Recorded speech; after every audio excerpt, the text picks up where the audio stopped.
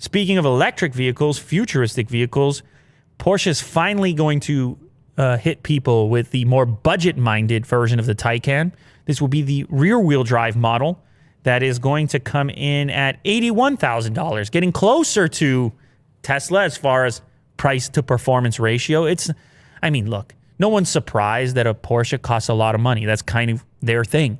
But it is a bit, for some potential buyers or cross-shoppers that are looking against Tesla and comparing the spec sheet, it is expensive and not that competitive on paper. Mm-hmm. This one, on the other hand, puts it a little closer for some people doing the cross-shopping at $81,000, but it still costs $10,000 more than an all-wheel drive Tesla Model S.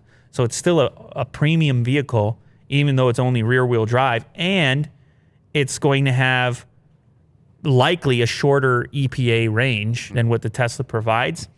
But again, it's different tastes. People get to choose whatever it is that they like. This is more of a driver's car in terms of feel and steering, and at least that's what some people suggest. It's all very personal.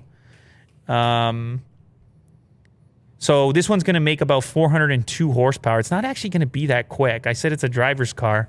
That model's going to go 0 to 60 in 5.1 seconds, which compared to my Taycan Turbo S, that's about half the speed. I see. Which is a bit upsetting, but it depends what you're looking for. Maybe you just want something finely finished on the inside, like a nice interior. And that you can customize as well. Yeah, you get a lot more control when you go to Porsche route. That's kind of what you're paying for.